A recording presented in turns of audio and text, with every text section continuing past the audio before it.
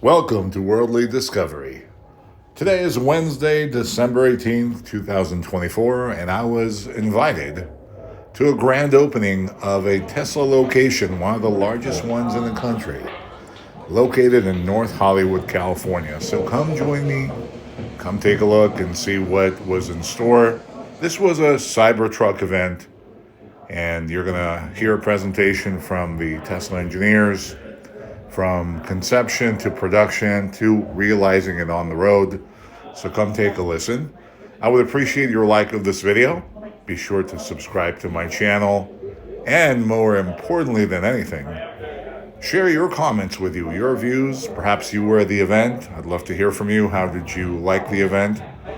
And let's now watch it in its entirety. You're going to hear some of the visionary engineers behind our Powershare and our Cybertruck.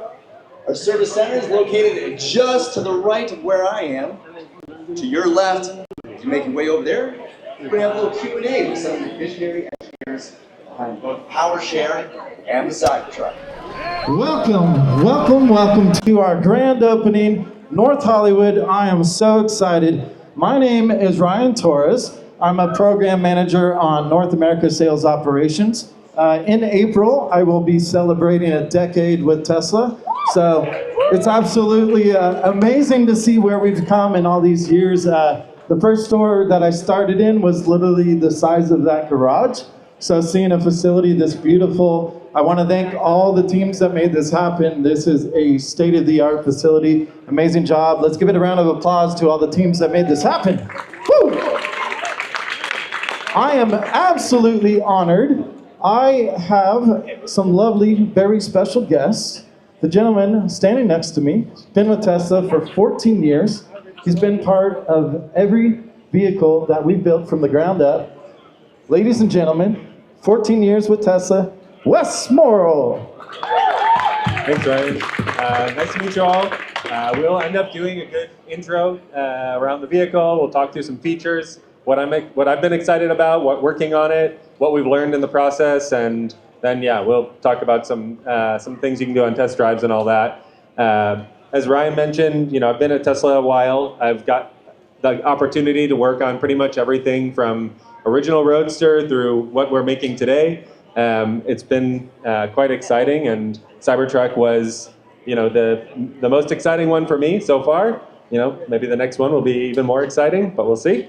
So I'm excited tonight to talk to you about all the features. I also own a Cybertruck. I drive it as my daily driver, so I'm a bit in love with it. So happy to answer questions that you might ask about living with it daily, not just, what are the sales figures, but anything you might be curious about. So we'll get to that. I also want to introduce Ari Nagar here. He's our manager of residential energy, also with a specialty in our Powershare program, which we're also going to discuss as well. So super excited to introduce Ari as well. Yeah, it's great to see you all. Really excited to talk to you guys about Powershare today and how you can unlock the Cybertruck battery to power your home and your life. So I work with Tesla Energy. I can also answer any questions about solar, Powerwall, and home charging in general. So very excited to be here. Well, let's kick it off. What I'm excited to know, I'm also a Cybertruck owner. I'm just about to celebrate a year with it. I've had a lot of amazing vehicles in my life. I love the Cybertruck so much. It is such a work of art. Kudos to you and your team. You've done such a great job. In developing the Cybertruck, what would you say was your favorite moment? Ooh, tough one. There's a lot of good moments. We tend to index on the things towards the end, right? It's like most recent memory. And obviously towards the end was the most fun because we had a full vehicle. So we got to go out on the road and do some real testing. We made a video showcasing the off-road mode in Moab. That was pretty once-in-a-lifetime experience, pretty cool. We drove the trucks from San Diego down to Baja, through Baja down to Cabo, over 1,200 miles. That was pretty cool. But actually, all those experiences are great. The thing that was the most exciting for me was all the way at the beginning when we were trying to figure out how do we make the vehicle that is what you see today actually function as a great vehicle, have a great powertrain, have a good crash structure, be safe, meet all the things that you expect a vehicle to do by default. And you know, in particular, I think all of the structure of the vehicle was an interesting challenge because, as we've talked about time and again, we leveraged a lot of the exterior for some of the structural modes, in torsional stiffness and side crash, and then we also had to design the structure that's in the castings to absorb front and rear crashes as well. So all of that was a very interesting engineering challenge, and that was actually maybe the most exciting part. But yeah, there's a ton we can talk through. Awesome. One of my favorite things about our vehicles, literally everyone in my family drives a Tesla at this point, is truly the safety of our vehicles. Talk to us more about how safe our vehicles are, and especially with all the engineering that went into the safety. Yeah, so I mean, in development phase, we start with a clean sheet design, and we figure out, okay, we've got to package a motor, we've got to package a battery, we need a structure, a crash structure, where are we putting airbags, all of that. Pretty standard car design things. Then when it starts getting challenging is when you add in the different constraints on shape, and actually Cybertruck, you can kind of see, has the shortest crush zone of any car that we have made so far, despite also being the most massive car that we've made so far. That's like a double whammy on challenge for crash. But we have a great analysis team who does super cool work with high-speed analysis of both the crash structure, how the airbags deploy, how the occupants react to those airbags, and then we correlate that and test. We probably crashed around 70 or so Cybertrucks to get to what we have today in internal development testing. So yeah, I think there's a lot of work that's gone into by a lot of different people, a lot of different teams to make this safe. And think about all the different corner cases from, you know, all the regulatory modes where we say, you know, there's a specific crash on the front, side, rear, but also all of the real world crashes that we get the data back from our fleet and we can know this is not covered by a regulatory case, but we want to protect for it. And so we design around that as well. So an incredible amount of people who look at every little detail. I'm going to switch mics. Hello. All right, we'll try that one. Yeah. Okay. Tell us about the steel and what's unique about our steel. Yeah, so this is 300 series stainless steel, but it's a custom alloy. You might think of typical stainless steel. You've probably heard of things like 304, 314. These are different grades of steel, and they have different corrosion resistance composition. In particular, this is it's neither a 304 or a 314, 360. It's kind of a 300 series alloy that's similar, but actually you can go look up the patent and see what all the special ingredients are that go into it. But it's designed to be super tough, more malleable so we can form it, and super corrosion resistance, resistance to pitting corrosion. So, you know, when you see a Cybertruck, you see this nice shiny glossy finish. If you see something on there that looks like rust, maybe, but actually that rust is most likely a surface contaminant. So stainless is quite reactive. You can get, if you had an iron particle, which kind of exists everywhere in the world, they can land on the stainless and that iron particle will then oxidize and you'll see a little red speck. But it's easy to clean off.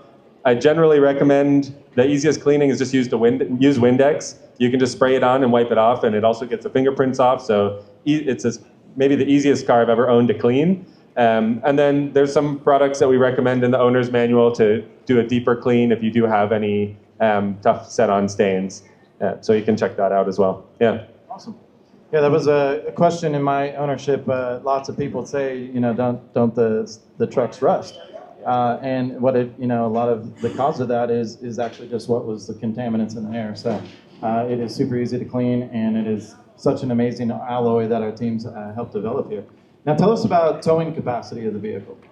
Yeah, sure. So right down here, we've got the Cybertruck in general is designed to be super aerodynamic. So what you'll see is, even though we have a tow hitch, you can't actually see it. It's behind this panel. This panel's got 3 half-turn screws on the bottom, and it'll pop right off. And underneath, you'll find a traditional 2-inch hitch receiver. And the towing capacity for Cybertruck's 11,000 pounds, which is a pretty crazy number. And we've kind of demonstrated that in a couple ways. Obviously, we've tested durability and typical auto industry specs, but you've probably seen also when we did the launch event, we did the feats of strength. So we had the truck pull competition. So we hooked the Cybertruck and several other trucks up to a towing sled. That sled weighs about 55,000 pounds. And it's a pretty neat thing. Like as you go down the track, the weights move further over the skid, and the skid starts digging into the dirt, so it gets harder and harder to pull the further you get down the track. So we did that. That's a bit outside of the tow rating, but nonetheless, no problems. And then the other kind of feat of strength was towing a 911 while racing a 911. And obviously, that is not something I'd recommend you all do, but it speaks to kind of the capability of the truck, both in speed performance and towing. Yeah. So yeah, I think overall Cybertruck's pretty great to tow with. When you hook up something, you basically feel like there's nothing there at all. Like if you compare it to towing with a traditional vehicle, you can kind of feel the weight behind the vehicle. But because there's such great torque and kind of instant response, you don't get the lag that you normally feel in the throttle while towing so much extra weight. So a lot of people have described it as it feels like you're towing nothing at all. It's a great feeling. Yeah. That's awesome. So I was actually part of, I'm not sure if you guys heard about it, but we did a tour in New York City where we had the Cybertruck pulling a clear trailer with the Model Y in it. And our driver was actually Taylor Swift's driver. And when he first started driving the Cybertruck, I cannot tell you that he was impressed. About 2 hours into it, he fell so in love. He was calling his friends saying, it does not feel that I'm pulling a trailer at all. And by the end of our journey, he was placing his order for one that he fell that much in love. So it is absolutely amazing in terms of towing capacity. Let's now discuss the tonneau cover. It's really an amazing feature. I stuff a lot of stuff in the back. It protects it, but we'd love to hear more about the engineering that went into this. Yeah, the goal was to try to make a functional cover for the bed that was, looks great, but also provides some safety and comfort to the owner. So obviously you've got a bed, it's super utilitarian, you want it to be tough. We needed the cover to be tough too. So that was one of the primary objectives from Elon was I want to be able to stand on it. It should be so tough that I can stand up here and I can jump up and down. So that was one of the initial design requirements and drove some of the toughness there. We've also powder coated it for extra durability. And then, in general, it will stop most of the elements from getting in. It's not a waterproof area. It's still a working bed. But I store a bunch of my equipment, my bikes and whatever, in the bed. And as long as the tonneau cover is closed, you may get some water that runs down the side, but it doesn't generally get anything in the bed wet. So it's been great for me. And I can have some nice bikes back there, go park wherever in the city. Nobody can tell because the tonneau's closed. Just looks like every other Cybertruck out there. How about aerodynamics? I notice a pretty big difference when I have mine open. Tell us about aerodynamics and how that came into the design. Yeah, totally. Aero was something that was a consideration in every detail of the truck. So, tonneau cover is an obvious one. If you have it open, there's a big gaping hole, generally bad for aerodynamics. But it's not just a tonneau cover. When we look at everything, like I was mentioning earlier, there's a cover for the tow hitch. The wiper, when you start driving, you'll see it, if you pay really close attention, it moves slightly. And the reason it does that, it's going from this perfectly parallel, which looks great while it's parked, to what we call aero park, which is a little bit more efficient by moving in a few degrees off the corner of the windshield. And every detail around the edge of the truck was considered in the same regard. This edge was intentionally designed to create a little eddy current around here so that you have the flow stays more attached as it goes over the wheel. So there's many little details like this all around the truck, but aero is a huge consideration. Despite the way the truck might look, your intuition might be otherwise, but we spent a lot of time and a lot of effort to fine-tune every little detail. Amazing. One of my favorite things about the vehicle is steer-by-wire. It is absolutely mind-blowing how tight it can turn and just how easy it is. Tell us about steer-by-wire. Yeah, steer-by-wire is an interesting one. It's easy to say, hard to describe. I definitely would encourage anyone who hasn't driven the truck. We've got a bunch of vehicles out there for test drives. Go experience it yourself. I'll try my best to describe it, but really you need to drive it to feel it. But effectively, the steering wheel, normally you have to go hand over hand and spin it around several rotations to get all the way to the end travel of the wheel. And in Cybertruck, we've limited it so it only needs to go 170 degrees in either direction. So you basically, even if you wanted to go all the way lock to lock, you never have to take your hands off the wheel. So that makes it feel really confidence inspiring because you can get a really sharp turning radius without having to take your hands off the wheel. You can do it very quickly. The other addition to that is we have rear wheel steering. So not only are the front wheels turning when you're turning that hand wheel, but the rear wheels are turning, and that makes the radius of the turning radius of the car or the truck shrink. So the turning radius of the truck is actually closer to a Model Y than it is to any other pickup truck. And it's pretty crazy when you see the size of this thing, and maybe outside of there, like parked next to a Y, you'll get a good idea of really how crazy that is. But it makes you feel like Superman driving the truck because it just responds instantly to whatever you're doing. And then the steer-by-wire enables us to do a bunch of neat things. So one, when you're driving at low speed, as we just described, the wheels turn opposite of each other to shrink the turning radius. But when you're driving at high speed, they actually turn in phase. And so if you imagine you're driving down the highway and you want to change lanes, you don't want to immediately like rotate and then rotate back in the lane. It'd be really uncomfortable for the passengers. In this way, the wheels both rotate in the same direction and you translate into the other lane. So it's a lot less yaw and it feels a lot more comfortable. And it leads to a lot less head toss is what we call it, like when the body rolls when you're changing lanes. And so generally it makes the ride feel a lot more smooth. So that's one thing. And the other is we can change the steering ratio based on speed. So when you're in the parking lot and you want to make a sharp turn, you can turn it all the way. And you get that nice tight turning radius. But when you're at high speed, you also don't want to be on the highway and make a little turn and be 4 lanes over there. So at higher speed, we adjust the steering ratio to make it more comfortable. So, yeah. Now, in terms of comfort, another feature I love so much is when people get in my truck, they are just blown away how comfortable the ride quality is. It's mind-blowing. There's one section, I'm from Northern California, there's one section on my commute when I go to Fremont where there's a large pothole and many cars have blown tires, and I recall hitting that pothole and I literally did not feel it. The ride quality is so good. So tell us about air suspension and all the amazing things put in.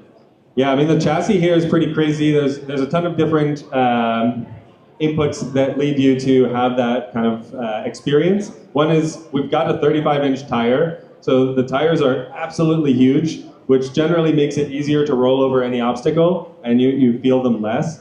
And it's also adds a bit more comfort because the tire sidewall's a bit taller.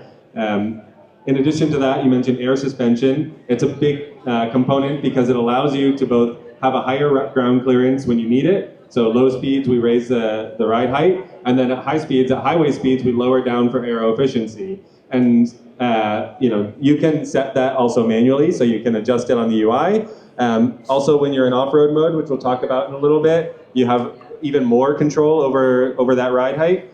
And then a part that's maybe less talked about, but maybe even more important, is the dampers for the Cybertruck are actively controlled dampers. So we can control compression and rebound damping electronically, which means as you're driving through that pothole, we can adjust how much damping force you're getting, both as it falls into the hole and as it returns out of the hole. And so that actually is part of the magic that makes it feel so smooth. Now, speaking of off-road mode, you got your American trip when you went to Baja, and then also Hell's Gate. Tell us about off-road mode. Yeah, off-road mode unlocked a ton of features. So we gave the users basically a off-road version of track mode. So in Baja mode, you have the ability to adjust the slider and put the power to the rear, put the power to the front, balance it however you want, add traction control, reduced traction control is very similar to the working theory behind track mode. And then we have a more controlled off-road driving. And then in that mode, you can adjust your different terrain settings. And those terrain settings control the traction control differently to best optimize for traction or slipping, depending on what you're trying to do. In a rock mode, for example, you want traction. You want the wheels to try to all be not slipping, because typically you're climbing up and over obstacles that are very intermittent. But in sand mode, actually, you just want the wheels to spin. Most of the time, you just want to keep the wheels spinning. As soon as the wheels stop spinning, you end up getting stuck. So, you know, and there's everything in between. So you can play with those modes in Cybertruck, and then we also have, on the dual motor, a locking differential both on the front and on the rear, electronically locking that you can control in off-road mode. You can also control the rear locking differential in on-road mode. So if you're in a slippery surface, highway driving, snow situation, without even having to get into off-road mode, you can go into the menu and click on slippery surface and enable the diff locker in the rear, which is a huge gain for stability while driving. Awesome. Now let's talk about practical. You know, for folks that have children, how many car seats can we fit in here? Yeah, it's pretty cool.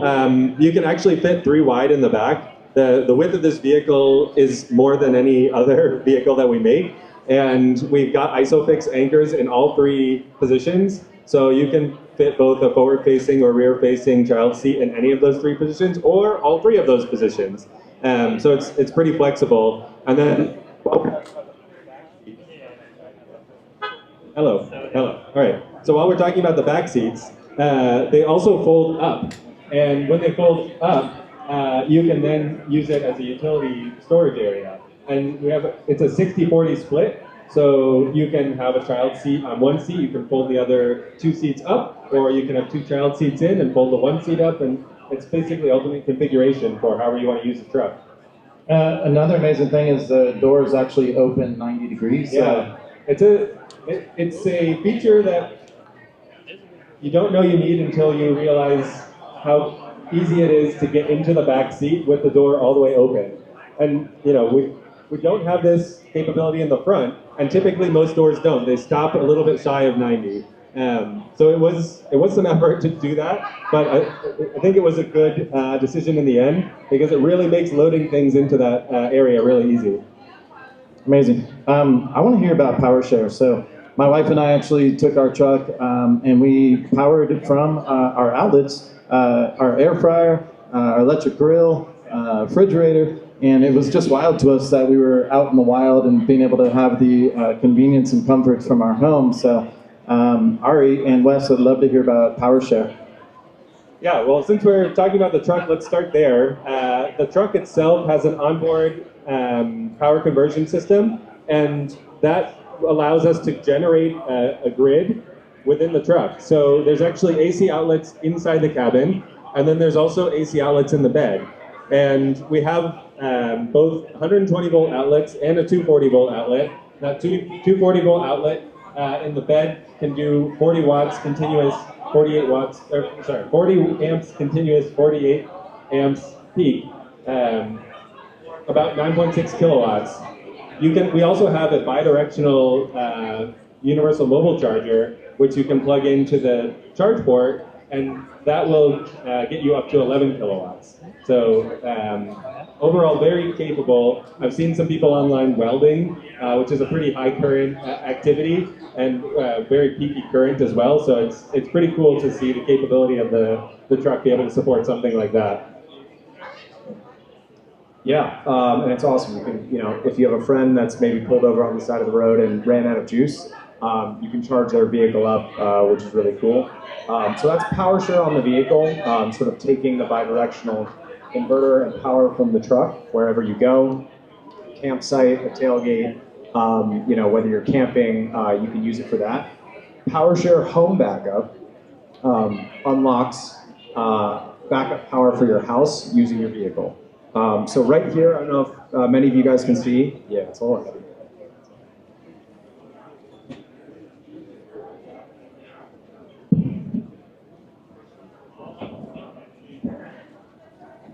Do you folks experience power outages around the area? Yeah, so here's our solution. Yeah, just maybe a show of hands. Who in the crowd has solar or Powerwall? Okay, cool. So you're already in our energy ecosystem. Yeah, so with the Powershare home backup system, this is our Powershare gateway, similar to the one that we use for Powerwall. And this gets installed at your home. You can contact a Tesla certified installer. And with the Powershare gateway and our universal wall connector, which is our home charger, you can charge your Cybertruck up to 11.5 kilowatts, which is really fast. It's overnight you can charge your car up and get back to work and where you need.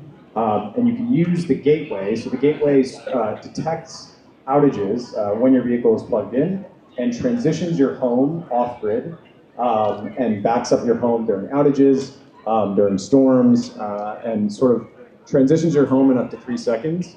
And with your Cybertruck's huge battery, can power your home up to 3 days without solar. And if you have solar, you can recharge your vehicle battery and power your home while you're off-grid, sort of indefinitely, which is really awesome. So you can sort of leverage the vehicle battery to power your home. Amazing. All right, we're going to open it up to questions. This is a cyber chat question and answer session. Eric is just here with his hand up. So please feel free to form a line if you'd like to ask us a question. Eric will be... Yep, got it. Great, thank you for turning it over. Yeah, so we've got some questions out here. What we're going to ask you to do is say your name and then go ahead and ask your question. What's your name? What's your question? My name is Chad. My question is, for someone that drives a truck every day for work, what advantages would a Cybertruck have over any other truck? I mean, the obvious one is fuel. The cost to run an electric vehicle is significantly less than the cost to run an internal combustion engine, especially if you're running on diesel. So yeah, I think that's an easy one. The other answer is autopilot. I mean, it's not a truck feature, it's just a feature. And I'd highly encourage you to try it again if you have the time tonight. Go out in the demo and try to activate FSD. Even just yesterday, earlier this week, anyway, I don't know the exact date, we shipped V13 to Cybertruck, and I've been driving it around for a few days now. It's great. I love it. I encourage you to try it if you haven't. But I think that's two of my biggest things as someone driving this vehicle every day. Great. What's your name? What's your question? My name's Guy, and my question is, I've got 2 Cyber Beasts. They're phenomenal. We love them. And we got the off-road light bars installed, and they are even cooler. I would love to be able to control them through the app. And right now, we can only control the ditch lights in tent mode. I was wondering if that's something you guys could Yeah, it's a good feature request. We'll definitely share it with the team. I think it's certainly doable. It's just we'll end up on the priority queue, and we'll see if we can make it happen. I do. What's your name? What's your question? My name's Cynthia, and I was curious, how does it perform when you're towing or off-roading? Yeah, I mean, you can go on YouTube, check out the off-road video where we showcase off-road mode. But I had a blast driving it through Moab because it just conquered everything. We went on these trails, and we'd get up to an obstacle, and you'd look at it and kind of be like, I don't know, that doesn't look like something you should drive on. And then the Cybertruck just drove up it with no problem. Kind of off-roading in easy mode is what I was calling it. And then, like I said, towing, for me, it's been much more relaxing towing with the Cybertruck than with any other vehicle because you don't feel the pressure of the tow rig behind you. It just feels comfortable. And yeah, so I think that's what I'd say to that. Great. Okay, I believe we have one other question over here. What's your name and what's your question? Hi, my name is Alberta. My question is, what has something that new owners have discovered that you guys hadn't envisioned previously?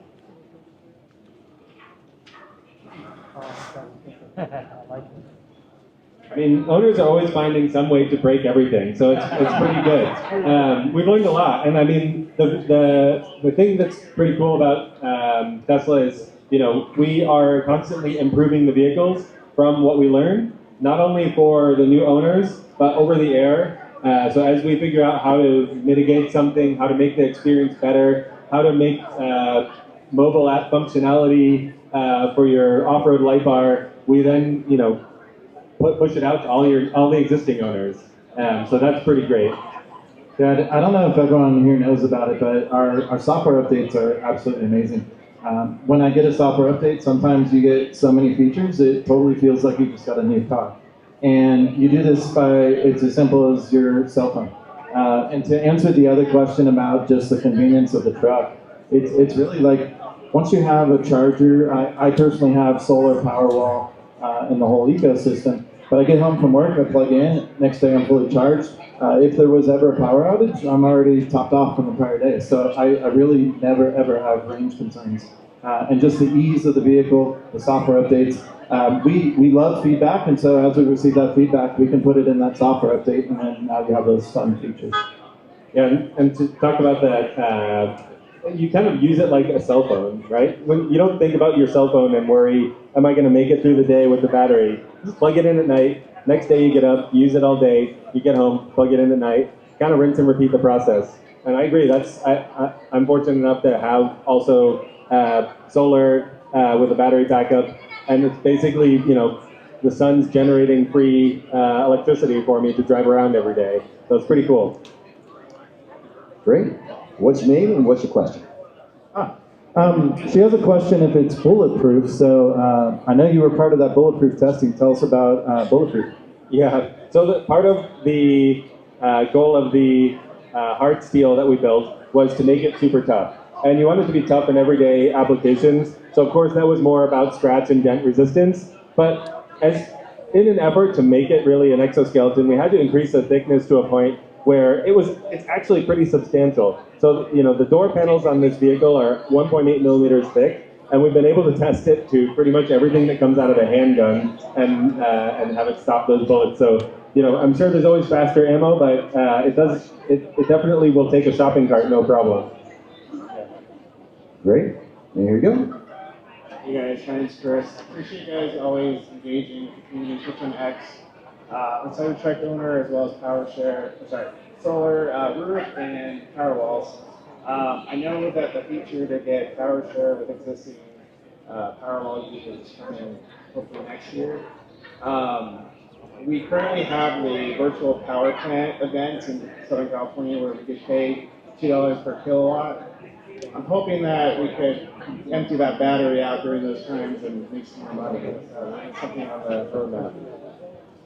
Yeah, it's awesome that you have a Powerwall. It is something that we're working on with Cybertruck, hopefully coming sometime next year.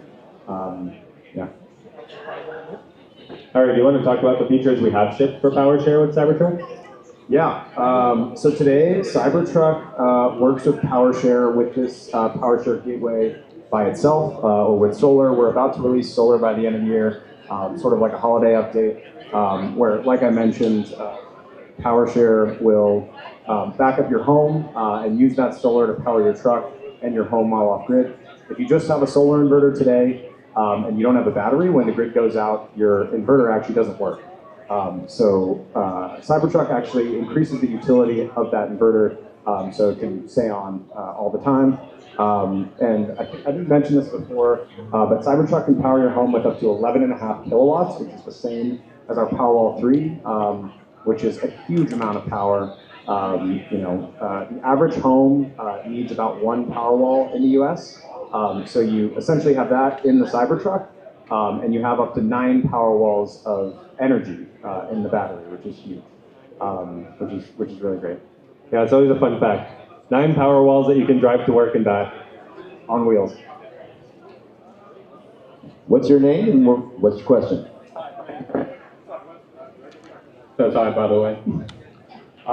Back in May, I'm curious, when is the Powershare for Cybertrucks currently, if you have solar, when is that going to become active?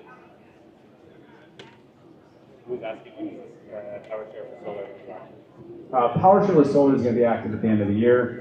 You should get enough updates. Are going to start rolling out end of the year, early January. Just like you get your vehicle updates and your Powerwall updates. What's your name? What's your question? Say, y'all. First of all, my name's Matt Wallace. I drove here all the way from Vegas when I heard y'all were going to be out here.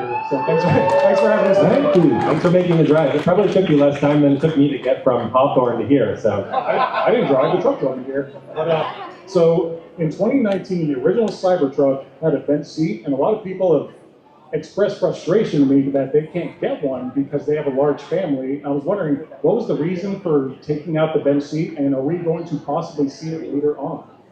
Sure. I think we've talked about in the past some of the trials and tribulations, but I'll revisit quickly. When we were going through the design of Cybertruck, at one point we decided, all right, I think we've got it. We've got the full feature set. You know, we built some prototypes and we were driving them around. And as we were driving them around, we reviewed it with Elon, and we kind of got together afterwards and talking through it. It's like, it's too big. It's just a little bit too big. And so we think we need to reduce it by about 5%. And you know, it's not necessarily one of those things you can just go into CAD, Control A, times 0.95, done.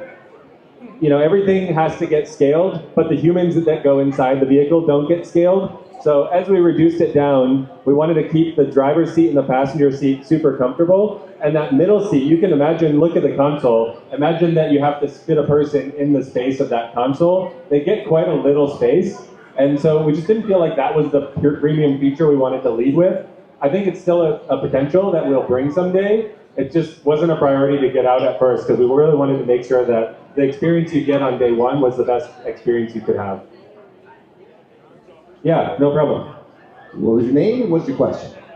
My name's Richard, and longtime Tesla driver, EV driver. Love road tripping in Tesla, so the supercharging network. However, I was just always wondering, is there any plans for more range without using the extended range battery pack, or just more range in general with the extended range battery pack? Sure, I think a couple things. One, we're basically always making the vehicles more efficient. So through firmware updates, we're always learning how the different ECUs are working, where they're needed, where they're not needed to be on. Even I think the most recent update made Sentry mode more efficient, and in the end that gives you more range because it means your car's not using that energy while it's parked.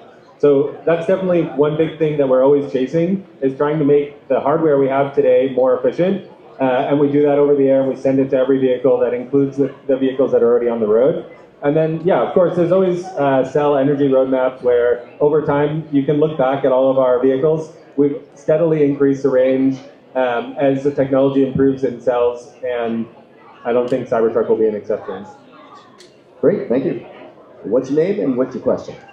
Hi, Chris, Cyberbeast owner, huge fan of off-road mode. In fact, I take my Cybertruck off-roading a lot. If you've seen that video of a Cybertruck getting stuck in a river about 6 months ago, that was me.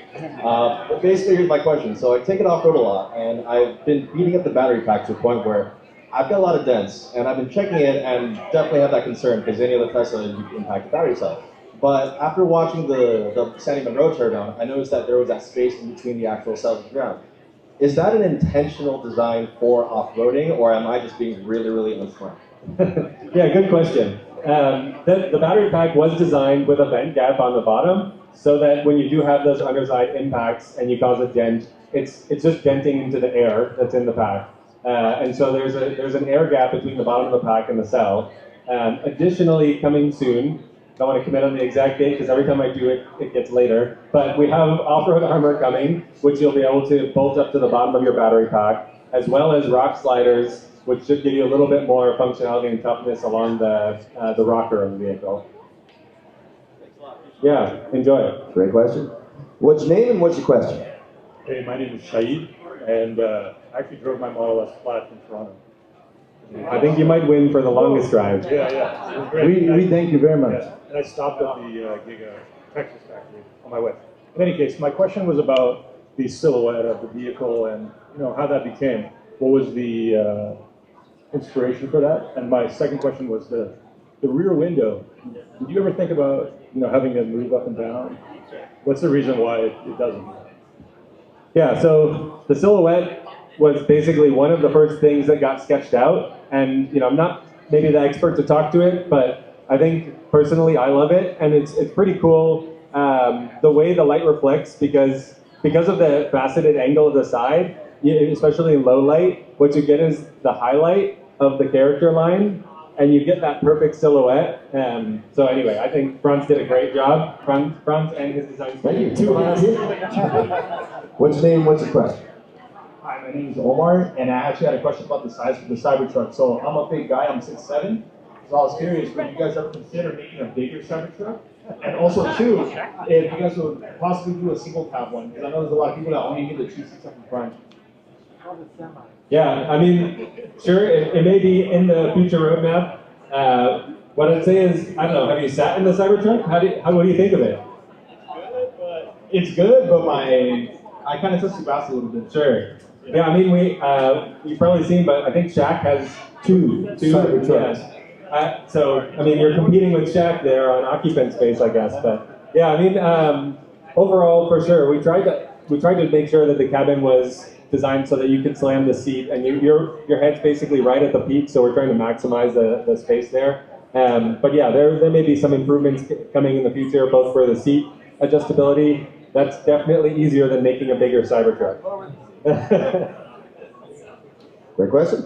What's your name? What's your question? My name's Aaron. I'm also a Cybertruck owner.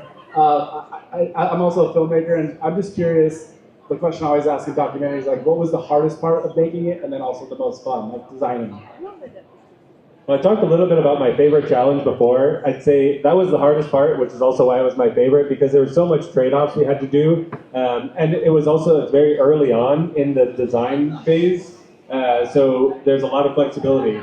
So it's like you have infinite variables to adjust. How do you adjust them to optimize them, and in a way that doesn't necessarily, you want to trade off crash performance, but you don't want to reduce durability. You want to keep torsional stiffness so it drives like a sports car.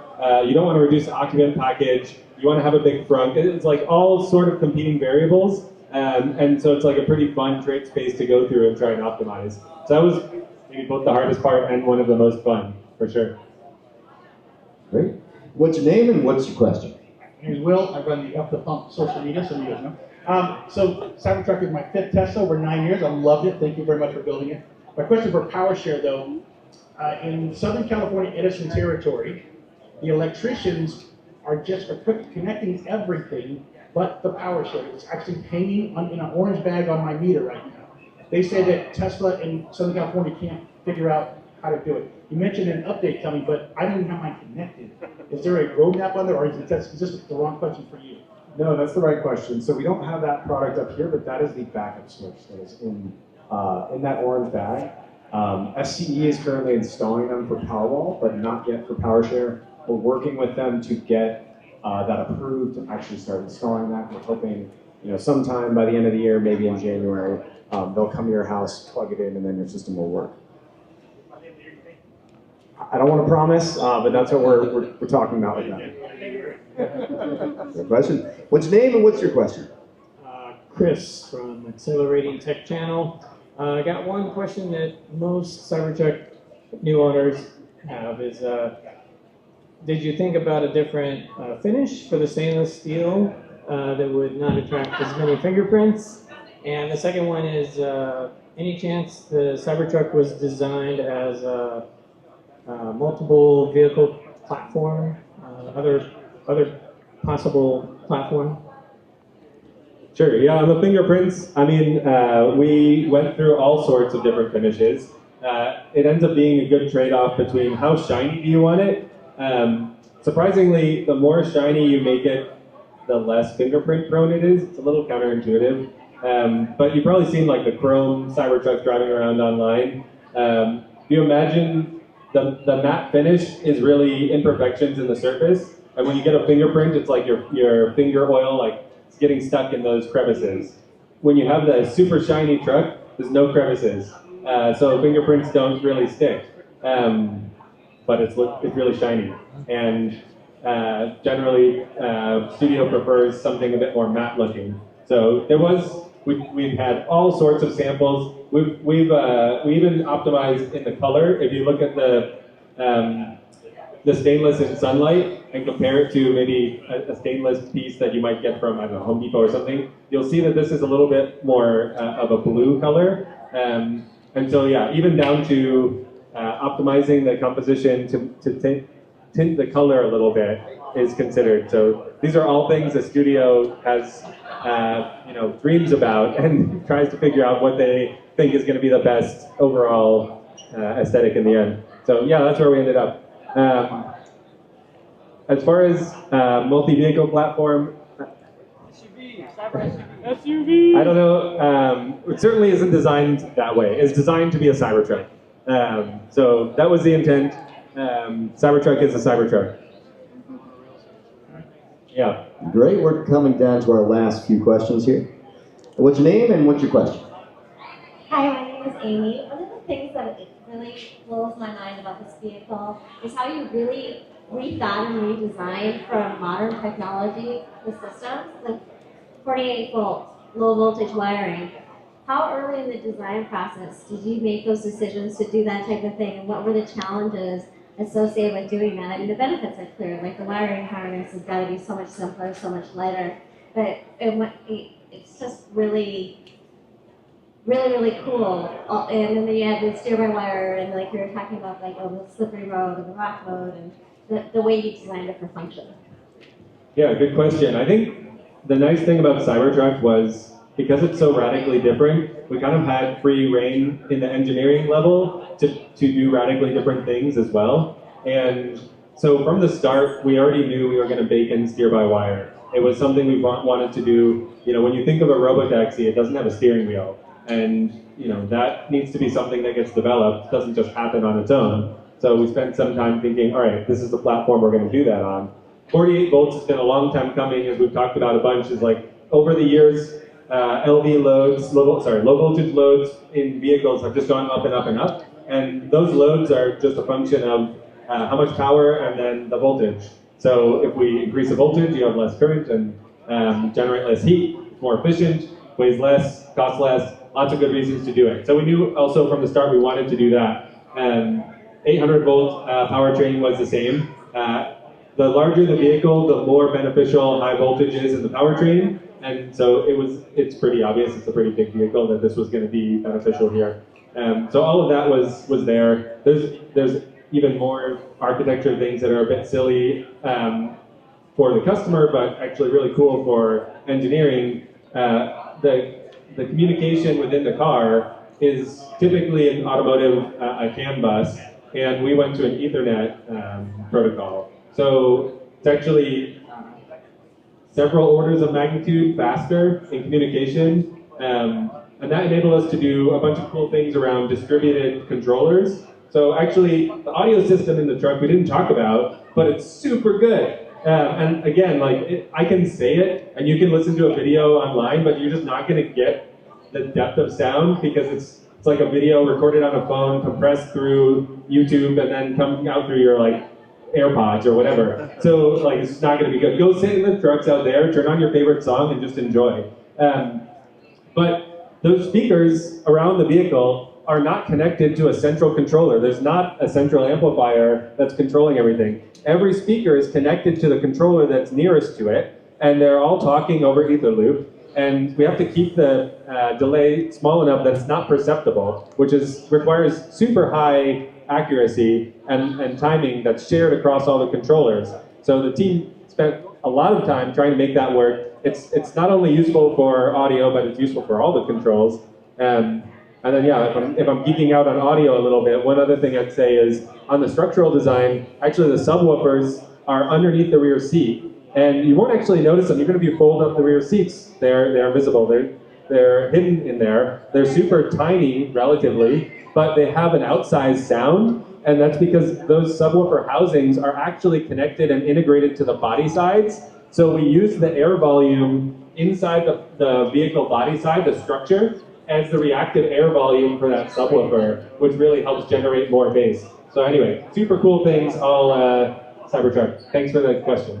Very cool. We've got time for 2 more questions. What's your name and what's your question? My name is William, and I went on my first Cybertruck test ride last weekend, and I just wasn't ready. That blew me away. I had so much fun. So great job, guys. Great, thanks. Question I had was I couldn't use a rear view mirror when the tonneau was down. Yeah. I was wondering, is there any thought to making that connect to a digital camera so you can use it all the time? Yeah, good question. There is a mode actually you can enable on the UI so that the digital camera comes up on that center screen. And you can have both that, as well as when you put on the turn signal, it'll bring up a side repeater view. So you'll get both of these on the main screen. That screen's 18.5 inches large, so I'd say it's probably larger than we'd ever make a display up here, which gives you a lot more real estate. So yeah, you can enable that now right in the UI. You can disable it if you don't like it too, and then yeah, always open the tonneau. And there's a 3-camera view. My wife and I both drive with it. I actually removed the rear view mirror in my Cybertruck because it is so wonderful. It gives you 2 views of your blind spots, also a rear view. So it's something I would encourage you to try during your demo drive again. But it really, truly eliminates blind spots, and it's very wonderful. Great. And our last question of the evening. What's your name and what's your question? Hi, my name is Zoltan, and I'd like to ask if there were any FSD-specific design or engineering challenges with this Cybertruck, like camera placement, front bumper camera, anything else? Yeah, I think maybe one of the design constraints was to try to make sure the camera placements were very similar to our other vehicles. It really helps leverage the fleet training that is already happening. You know, there's only so many Cybertrucks on the road, but we've been building vehicles like 2 million a year at this point, globally, and we can get all the training data from that. So you can imagine, let's say we made all the camera positions unique for Cybertruck. We now need to train uniquely on Cybertruck to build an end-to-end neural net. So that was certainly one of the first architecture, milestones where we said we have to put the cameras as close to the same spot as possible to make this really easy. The height was an interesting challenge because the height's adjustable. So that was something the AP team had to sprinkle some magic FSD dust on to make work. Sorry, not my area of expertise. So that leads to semi then. Yeah, sure. And that's it, guys. Awesome.